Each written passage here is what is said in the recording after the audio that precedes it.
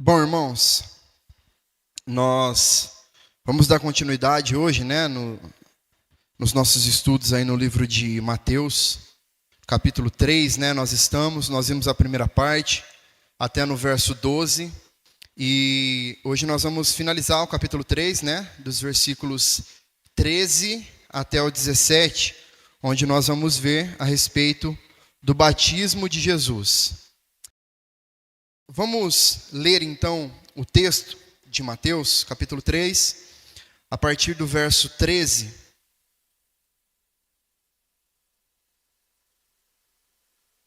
Diz assim o texto: Por esse tempo, Jesus foi da Galileia para o Rio Jordão, a fim de que João o batizasse.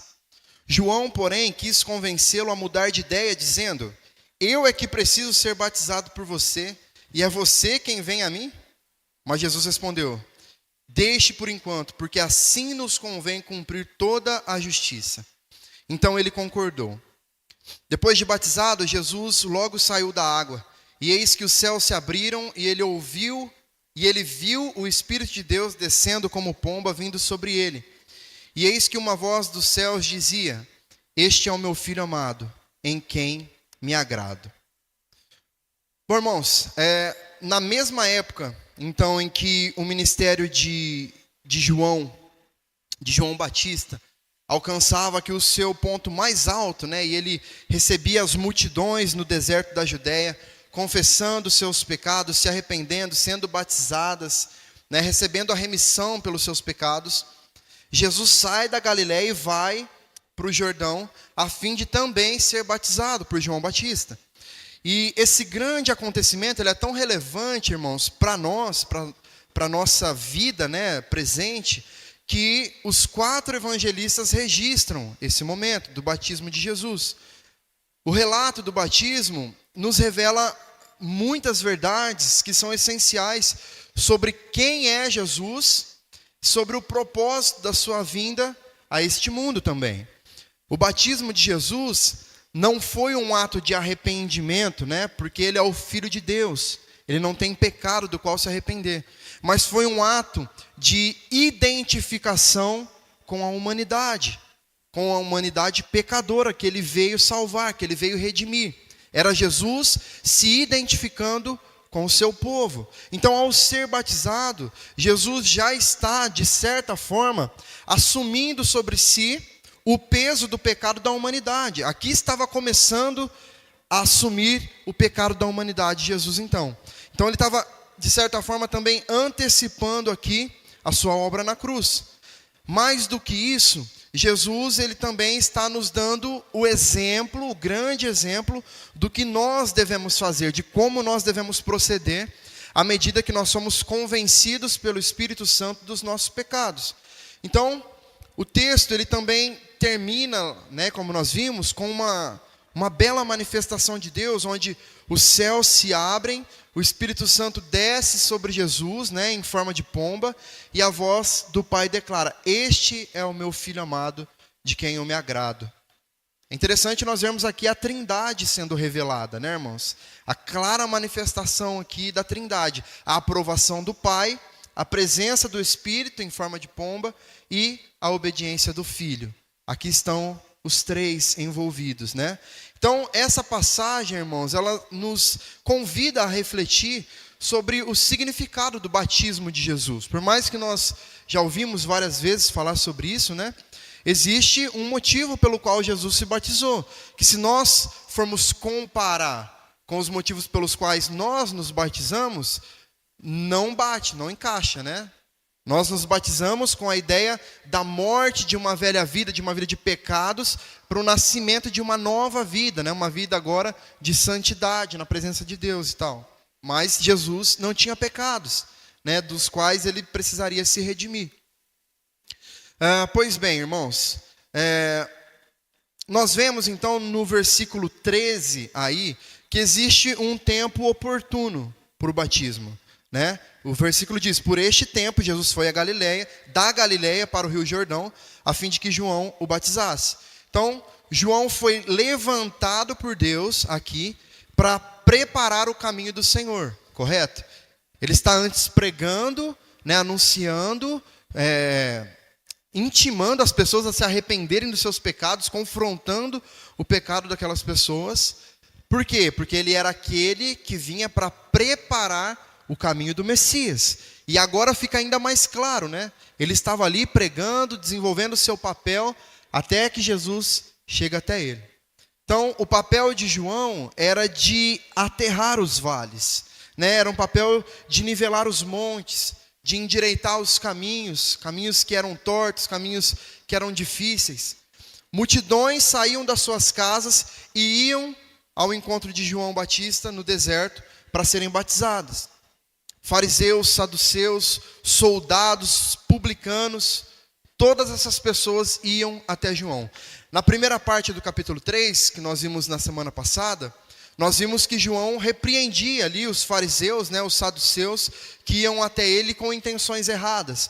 Mas isso não significa que todos iam nessa mesma intenção. Obviamente, no meio ali da multidão, também tinham aqueles que iam com sinceridade de coração, reconheciam seus pecados e mudavam de vida, né? Assim como Jesus sempre fez na história da humanidade. Nós temos o exemplo de Paulo, que era da alta classe dos fariseus, né? Que fazia, que acontecia, que praticava absolutamente à risca todas as regras, mas que foi transformado por Deus.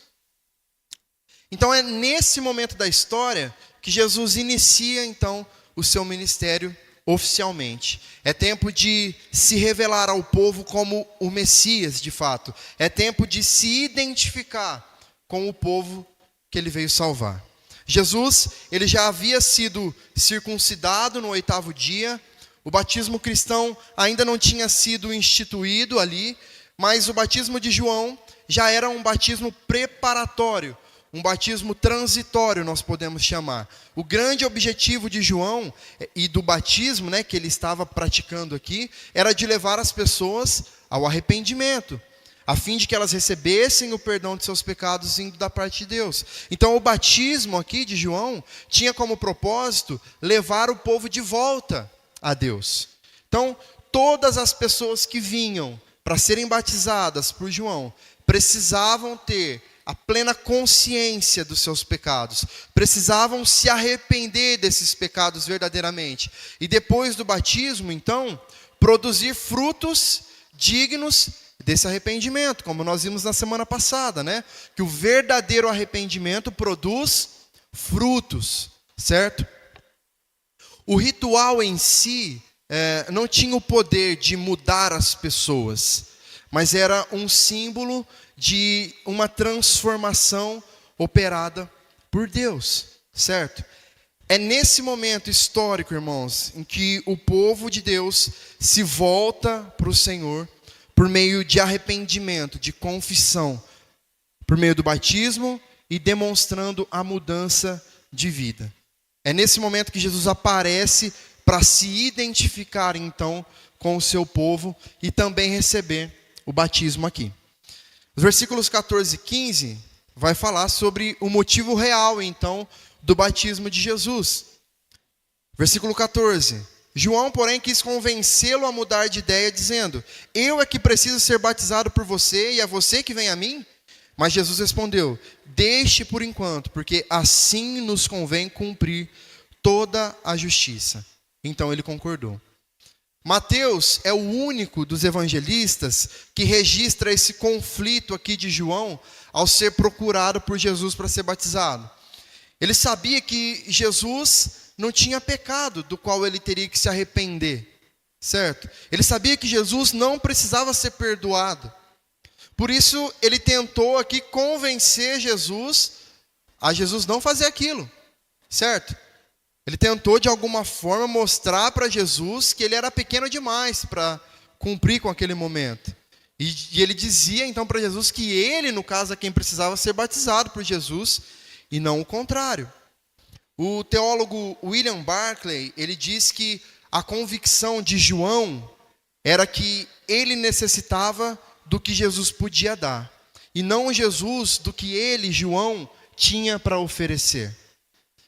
E é isso que todos nós entendemos, né? Nós sabemos que somos nós quem precisamos daquilo que o Senhor tem para nos dar.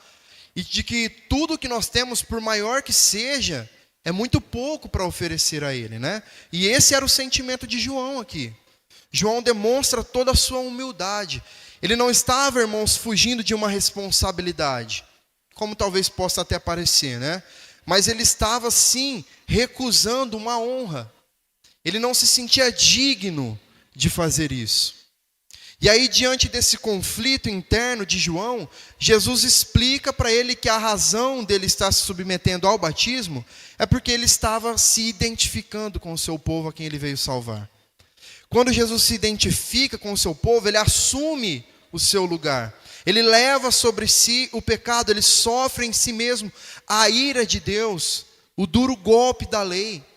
Foi para cumprir com as demandas da justiça que Jesus foi batizado. Por isso, irmãos, fica claro que Jesus foi batizado por um motivo diferente dos demais que vieram ao batismo e por um motivo diferente do que nós fazemos hoje.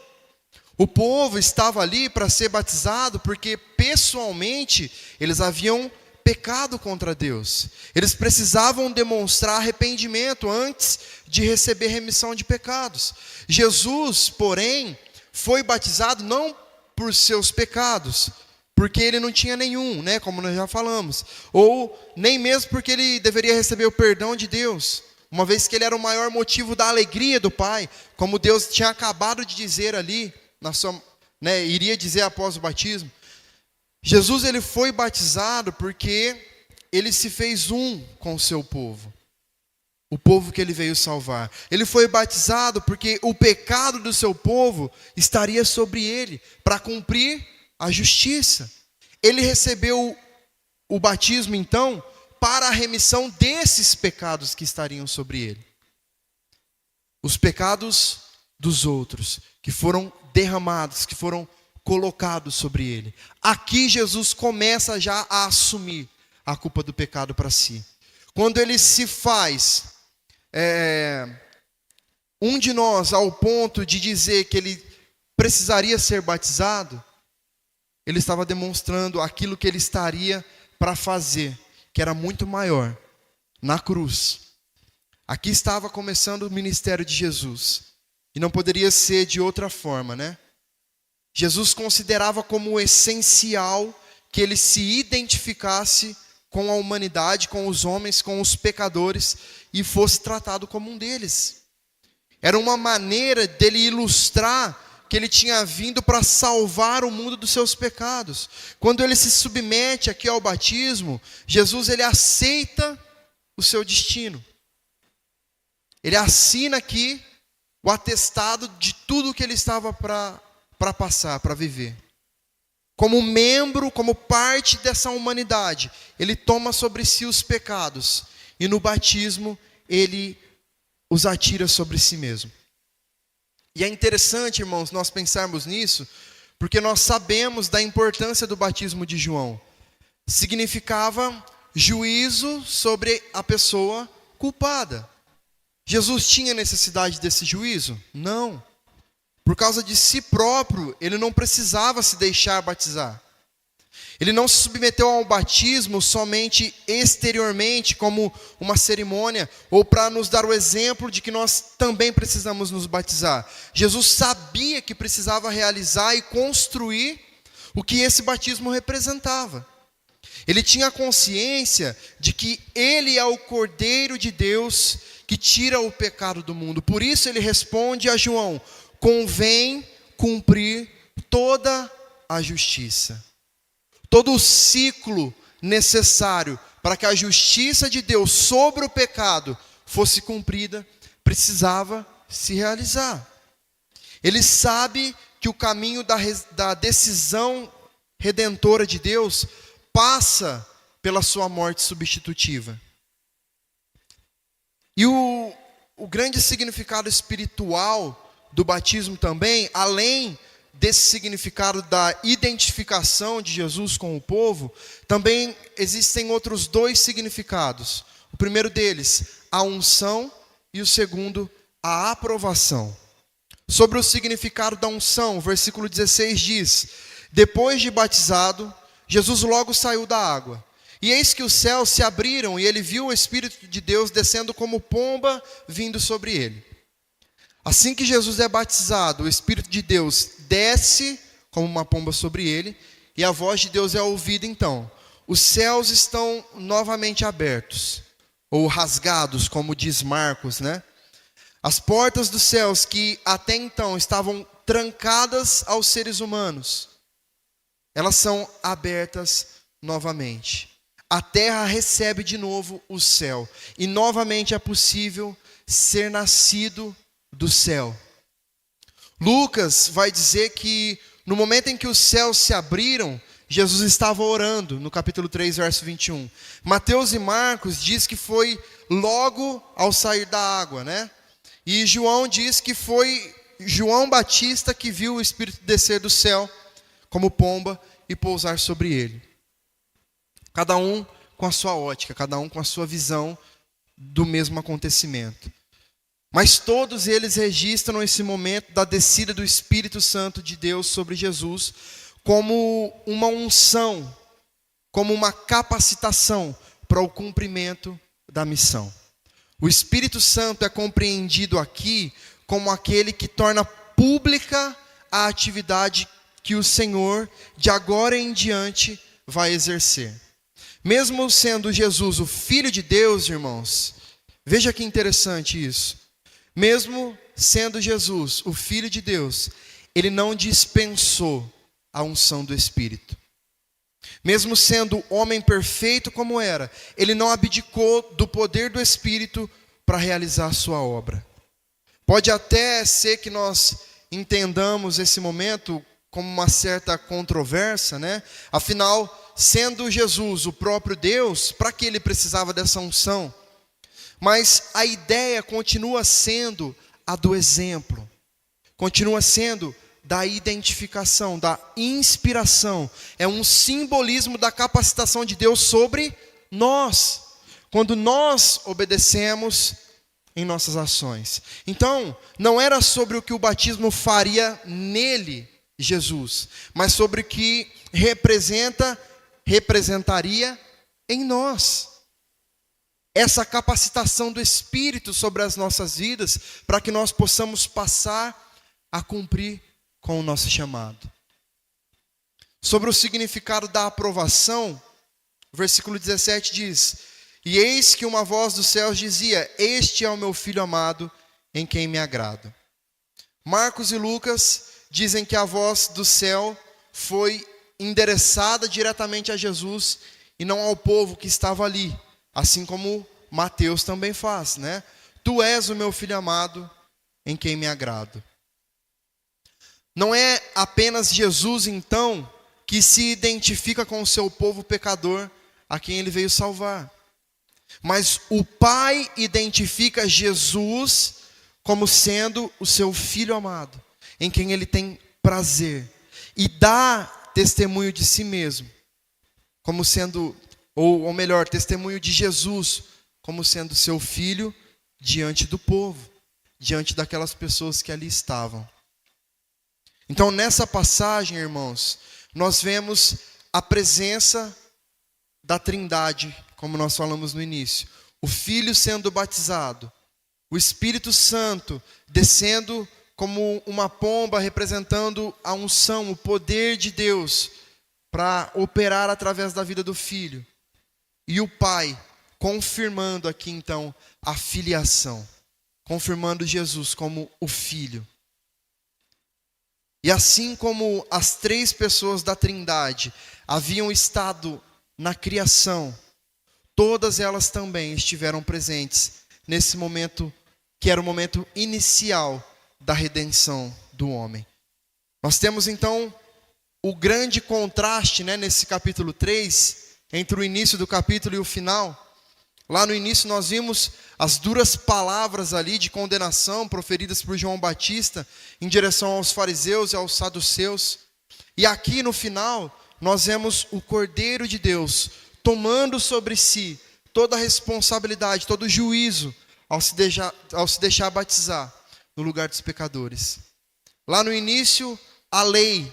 Aqui, o evangelho. Lá no início, o juízo. Aqui, a graça sendo demonstrada. Amém? Fazendo algumas aplicações, irmãos, para nós.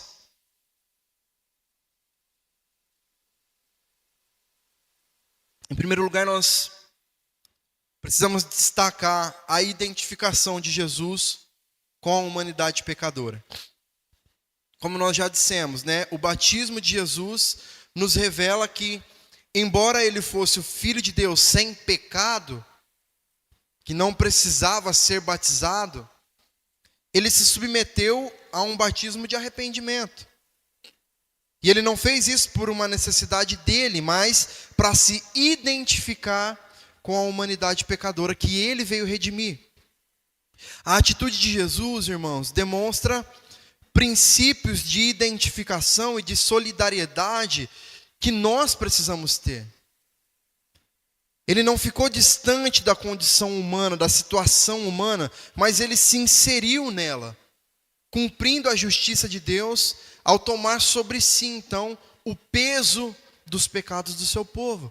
Essa identificação de Jesus com a humanidade nos incentiva, irmãos, a termos uma vida de humildade, de serviço.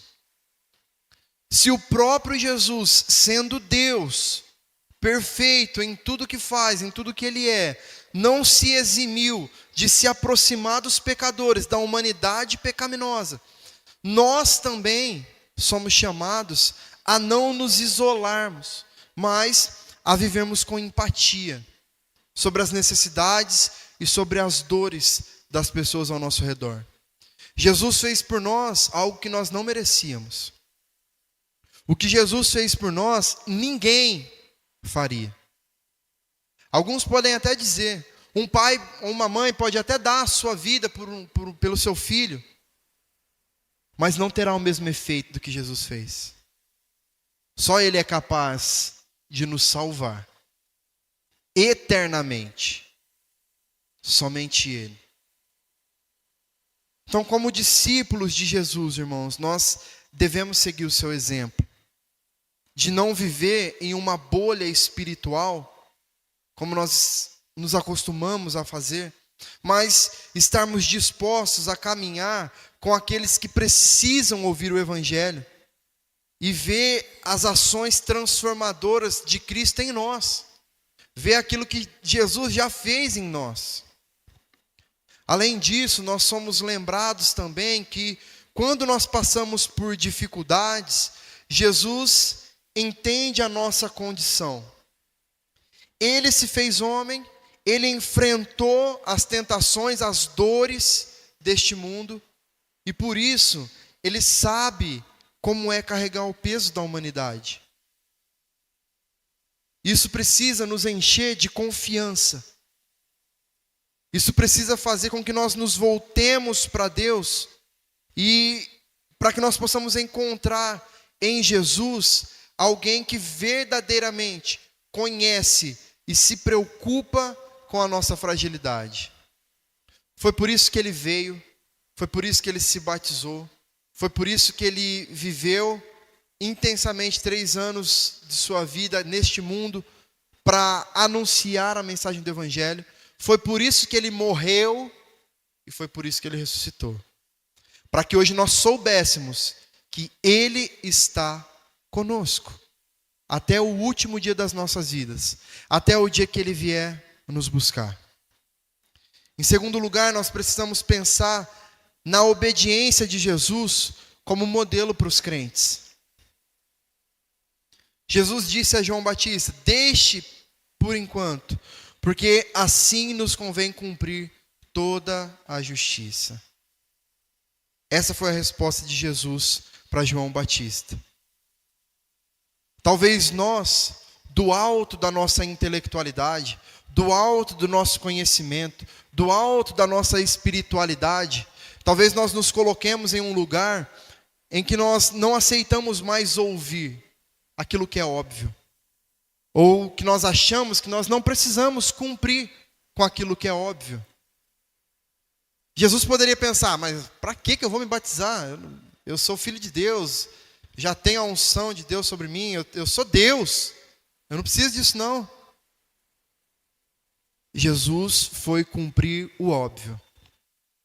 Tão óbvio como é para nós hoje saber que para sermos cristãos genuínos, nós precisamos ler a Bíblia e orar. Coisas óbvias, mas que talvez, pelo fato de nós estarmos no ápice da nossa espiritualidade, pelo fato de nós termos 20, 30, 40, 50 anos de igreja, nós já achamos que nós não precisamos mais. Nós já não nos sentimos mais tão incomodados assim, se nós passamos 1, 2, 3, uma semana, um mês sem lermos a Bíblia. Porque eu já sei o que está escrito, depois eu vou lá na igreja, o pastor vai pregar, vai ler a Bíblia lá e já está valendo. Jesus cumpriu com o óbvio, mas ele cumpriu, sem precisar. E essa é a grande diferença, nós continuamos precisando. Nós continuamos precisando. Essa resposta de Jesus a João Batista revela a sua obediência à vontade do Pai. Mesmo sem necessidade de um batismo de arrependimento, Jesus se submeteu ao batismo porque fazia parte do plano de Deus para redimir a humanidade e para cumprir a justiça. Esse ato de submissão de Jesus ao plano de Deus, irmãos, nos ensina a importância de uma vida de obediência à vontade de Deus. Mesmo quando nós não compreendemos completamente o porquê de certas ações. A obediência nem sempre é fácil. Na maioria das vezes, nós somos desafiados a seguir a vontade de Deus em contraste com a nossa. Mesmo quando parece contrariar toda a lógica. E principalmente os nossos desejos pessoais.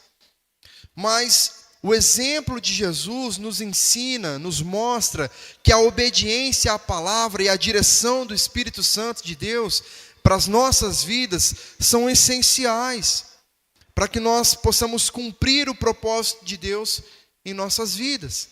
Sem a ação do Espírito, sem obediência à palavra, nós nunca conseguiremos cumprir a vontade de Deus. Não se trata apenas fazer aquilo que nós achamos correto, aquilo que nós já sabemos. Se trata de confiar que o plano de Deus é superior, é justo. Se trata de entender que a obediência é necessária em todas as áreas das nossas vidas, desde as nossas pequenas decisões diárias até os grandes desafios da fé. Quando nós obedecemos, irmãos, nós participamos da justiça de Deus, nós demonstramos a nossa confiança no plano redentor de Deus. Não caia na mentira do diabo de que o óbvio não precisa ser feito, de que o básico já não precisa ser feito mais. Nós ouvimos muito no decorrer da nossa caminhada cristã que nós precisamos atingir um nível mais profundo, nós precisamos alcançar uma bênção maior. Mas, irmãos, nós não estamos fazendo o básico. E aí nós estamos nos entupindo de conteúdo da internet, de pastores, de pregadores, de coaches, de palestrantes, e achando que nós estamos evoluindo, crescendo espiritualmente. Se nós não pegamos a nossa Bíblia na nossa casa para ler, nunca que nós estamos crescendo. Nunca. Não estou dizendo que não exista coisas boas nisso que eu citei. Existe, irmãos. Existe. Mas se você fugir do ordinário, você nunca viverá o extraordinário de Deus. Para você viver o extraordinário, você precisa de um ordinário bem feito. De uma vida comum bem feita. De um arroz com feijão. Bíblia e oração. É isso que nos sustenta, é isso que nos mantém de pé, irmãos. É bom sair no sábado à noite para dar uma volta, ir numa lanchonete, numa pizzaria, num restaurante, comer algo diferente. Mas o que nos sustenta de segunda a sexta é o arroz com feijão, e o ovo frito, o bife. É o que nos sustenta todos os dias. É dessa forma, irmãos, na vida espiritual. Nós precisamos obedecer a Deus nas coisas pequenas das nossas vidas. Porque se nós formos fiéis no pouco, também seremos no muito depois. Não fique pensando que você será mais fiel quando você tiver mais, quando você for mais, porque você não será. E por último,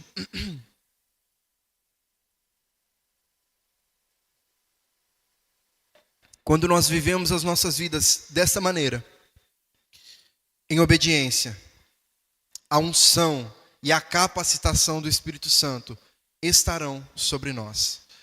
Quando Jesus é batizado e o Espírito Santo desce sobre ele, isso marca o início oficial ali do ministério público de Jesus, né? Simboliza a capacitação do Espírito para que ele cumprisse a missão da redenção. Então nós aprendemos que, embora Jesus fosse o Filho de Deus, ele não realizou o seu ministério terreno pelo seu próprio agir humano, mas na dependência do Espírito Santo. É isso que ele nos ensina. Quando o Espírito Santo desce sobre ele, ele está mostrando a todos que ele estava saindo para viver, para fazer o seu trabalho, na dependência do Espírito, com o aval do Pai. Da mesma forma, nós, como seguidores de Cristo, nós precisamos dessa capacitação, irmãos, para cumprir a vontade de Deus em nossas vidas. Sem Ele nós não somos nada. Engano nosso pensar que nós somos capazes demais, nós somos inteligentes demais, nós construímos, nós buscamos, nós lutamos para chegar onde chegamos. Fizemos sim, mas se não fosse pela graça de Deus, irmãos, nada do que nós temos nós teríamos.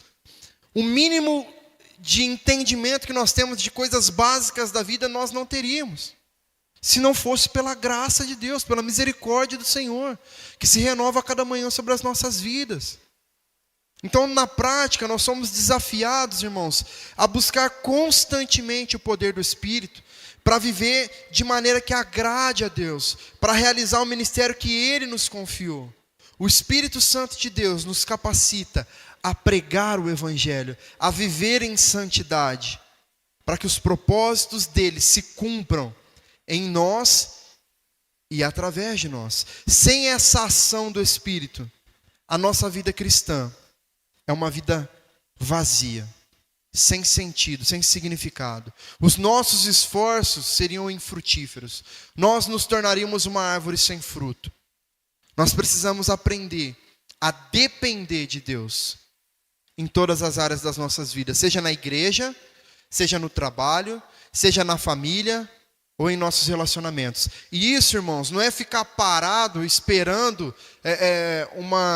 um milagre, alguma coisa acontecer, um sinal, não. É consciência. É fazer com que sua mente entenda que tudo que você está fazendo, praticando, alcançando, tudo que é bom, tudo que é digno, tudo que é justo, você só está alcançando pela graça de Deus, pela bondade, misericórdia de Deus. Sabe aquela promoção que você conseguiu no trabalho? Sabe aquele elogio que você ouviu do seu chefe? Sabe aquele momento especial que você viveu com seu esposo, com a sua esposa, com seus filhos? Aquele momento que você ficou orgulhoso de si mesmo? Você não tem mérito. O mérito é de Deus. E se nós começarmos a enxergar nos mínimos detalhes que o mérito de tudo que eu sou, de tudo que eu tenho, de tudo que eu sou capaz de fazer, é porque Deus tem me dado, a nossa forma de enxergar a vida, e principalmente as dificuldades, irmãos, vai ser muito diferente. Porque nós vivemos na dependência de Deus. E aí nós sabemos que tudo que Ele faz é bom. Que tudo que Ele faz é perfeito. Porque a vontade dEle é perfeita. O Espírito Santo de Deus age poderosamente na vida daqueles que se rendem à vontade de Deus. Assim como ele desceu sobre Jesus no momento ali da sua obediência no batismo. Isso significa, irmãos, então, que quando nos submetemos ao Senhor em obediência, nós podemos esperar que o Espírito Santo nos capacite com poder e graça para nós cumprirmos o nosso chamado e vivermos para a glória de Deus. Para concluir, irmãos, então, ao contemplar o batismo de Jesus e todas as implicações desse batismo para as nossas vidas, nós somos chamados a viver com os nossos olhos fixos naquele que nos amou primeiro e deu a sua vida para nos salvar. Que ao seguirmos esse exemplo de obediência de Jesus, de dependência do Espírito, nós possamos viver para a glória de Deus, que nós possamos honrar o nome dEle em tudo aquilo que nós fizermos, em tudo aquilo que nós falarmos, em tudo aquilo que nós pensarmos. Lembre-se disso, irmãos. O batismo de Jesus traz para nós a realidade do quanto nós dependemos dEle. Em um ato de humildade, Ele se colocou diante de um homem para ser batizado também, se identificando comigo, com você, já assumindo a responsabilidade daquilo que estava por vir sobre ele, atraindo sobre ele. E principalmente, não se esqueça do ordinário, do comum. O comum é importante para que nós consigamos perseverar até o fim. Amém?